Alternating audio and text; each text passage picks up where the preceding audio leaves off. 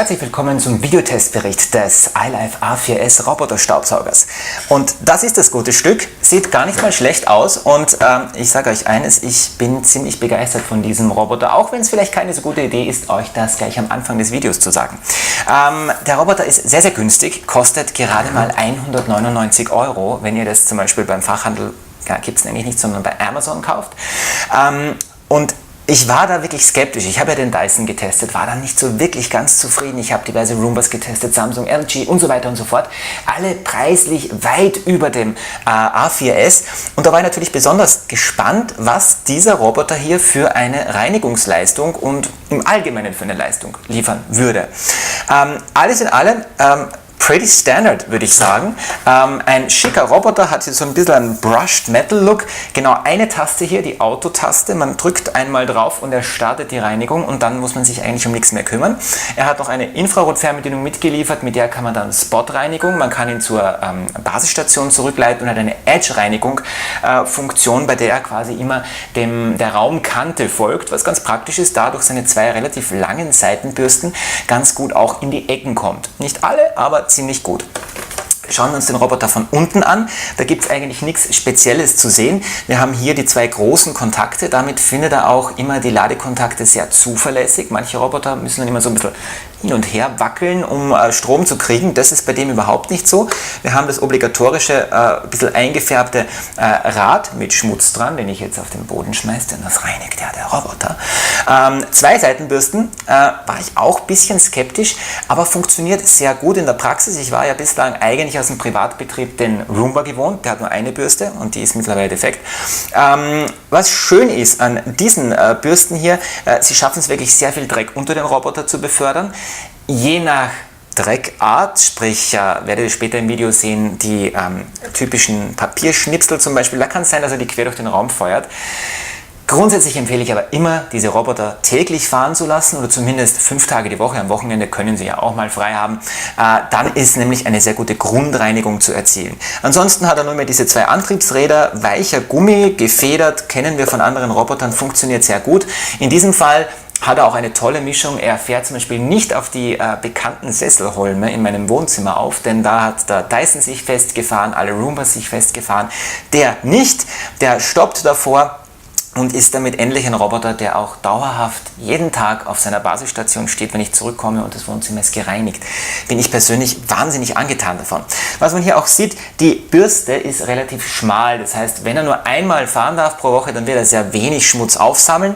Allerdings wickelt er auch relativ wenig Haare, in meinem Fall Katzenhaare, die Redaktionskatze ist da sehr produktiv, um die Bürste. Das hat mich überrascht, aber funktioniert sehr gut, ist auch alles wesentlich weniger komplex aufgebaut, als wir das von anderen Herstellern können, aber es funktioniert. Wir haben hier dieses Teil, das kann man einfach komplett rausnehmen und dann im Prinzip kann man die Bürste entfernen, kann das reinigen und das war's. Man sieht Kugellager hier drinnen in dieser Bürstenaufnahme. Das ist ganz gut gelagert, offensichtlich auch abgedichtet, damit kein Schmutz da reinkommen kann.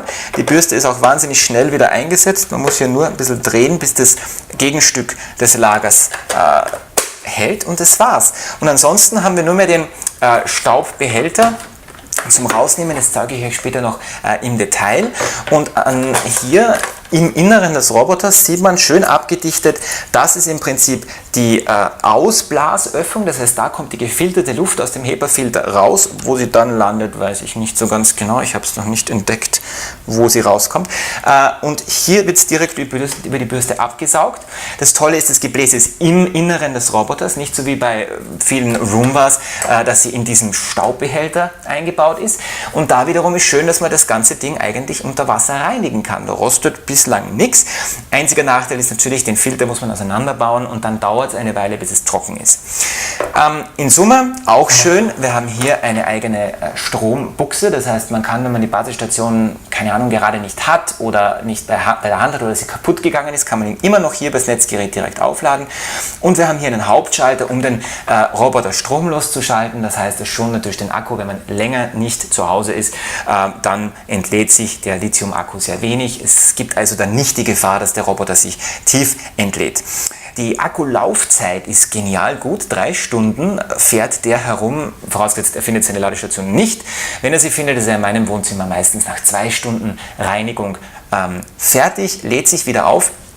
Was er nicht kann, ist zwischendurch aufladen. Das heißt, er kann jetzt nicht den Akku leer fahren und fährt dann wieder dort weiter, wo er gestartet hat, und er hat keine Intelligenz, was die Reinigung angeht. Das heißt, er fährt im Chaos herum, und wenn er der Meinung ist, er ist fertig oder der Akku ist leer, dann kehrt er zur Ladestation zurück und wiederholt das ganze Spiel am nächsten Tag nochmals. Ist aber wirklich kein Problem, und man darf nicht vergessen, das Ding kostet 199 €. Und ganz ehrlich, Leute, ich habe noch keinen Roboter gesehen, gehabt, getestet, gefunden, der das so gut wie der gemacht hat, so anstandslos funktioniert, und da brauche ich keine Lighthouses und keine Absperrungen und keine sonst irgendwas. Er fährt nichts um. Ich habe noch eine Feier Flaschen herumstehen gehabt, leere und volle. Da ist keine einzige zu Bruch gegangen, da ist keine einzige umgefallen. Er hat keine Gießkanne umgefahren, das hat der Roomba schon mal gemacht und da war Wasser drin. Haut hin, klappt, macht einen tollen Job, dieser Roboter. Er hat hier an der Frontschürze auch einen relativ weichen Gummi angebracht, das heißt, damit macht er auch keine Schäden. Er hat hier seine Infrarotsensoren und er hat natürlich auch die obligatorischen 3, in diesem Fall Absturzsensoren. Er ist auch noch nie über die Kellerstiege gerumpelt. In diesem Sinne, ihr seht jetzt im Folgenden in diesem Video noch kurz, wie er eben so herumfährt, wie er reinigt, wie laut er ist. Ich hoffe, das könnt ihr einigermaßen mitbekommen von der Tonspur. Das ist immer schwierig einzufangen, und ich zeige euch dann auch noch, wie man diesen Staubbehälter zerlegt und was dann da drinnen so ungefähr landet. In diesem Sinne also viel Spaß mit den weiteren Clips. Wir wollen uns nun also ansehen, wie der Roboter sich im Alltag schlägt. Natürlich sind Papierschnipsel hier nicht die beste Wahl, aber ich drücke jetzt einfach mal auf der Fernbedienung die Taste Clean und wir sehen zu, wie er so reinigt. Nebenbei habt ihr auch gleich die Geräuschkulisse.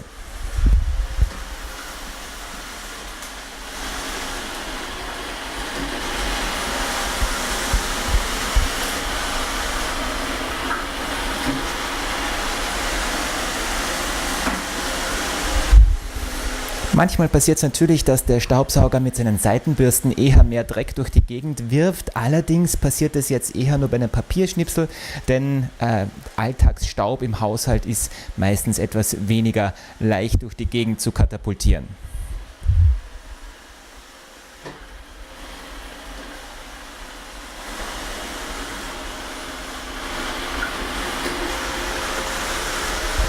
Und ich weiß nicht, ob das Mikrofon die Lautstärke hier so gut einfangen kann, aber tatsächlich ist dieser Roboter so leise, dass er bequem auch neben dem Fernsehabend laufen kann, was ein weiterer entscheidender Pluspunkt ist.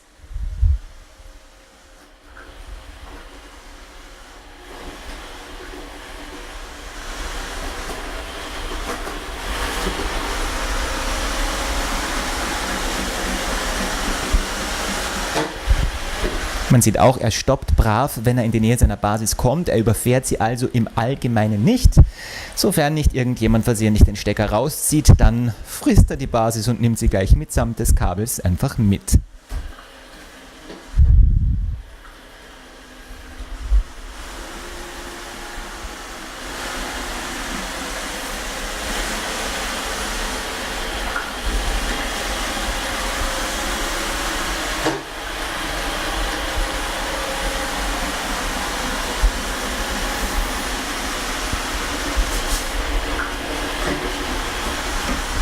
Dann wollen wir mal schauen, ob der Staubsauger auch seine Basis wieder findet. Ich drücke also einfach hier auf diese Taste. Er reduziert die Saugleistung, das heißt, damit ist er relativ leise, wenn er denn dann seine Basisstation wieder aufsucht. Man sieht, er hat was gefunden. Er steuert also ganz zielsicher auf die Basis zu. Ja, und das sieht gut aus. Natürlich, wenn er jetzt in einer größeren Wohnung, in einem größeren Raum längere Zeit unterwegs ist, dann kann es natürlich auch wesentlich länger dauern, bis er letztlich also auf der Basisstation landet. Alles in allem aber sehr zufriedenstellend, und wenn man ihm einfach die Zeit gibt, die er braucht, um zu reinigen, und ihn möglichst auf täglich programmiert, dann funktioniert das auch ausgesprochen gut. Nun kurz zur Reinigung des Staubsaugers. Einfach hier die Taste drücken, die Kassette rausziehen. weiter entriegelt halten und man kann das dann bequem rausnehmen. Ihr seht, hier gibt es auch einige dieser Papierschnipsel, die er eingesammelt hat. Immer aufpassen, dass es nicht irgendwie überdreht, bevor man den Mistkübel erreicht hat, denn sonst fällt der ganze Schmodder da durch diese Einsaugöffnung auch ziemlich leicht wieder raus. Das ist so ein kleiner Nachteil, ist aber eine reine Übungssache. Hier ist dann die Filtereinheit zu sehen. Das Ganze ist abgedichtet, finde ich sehr schön.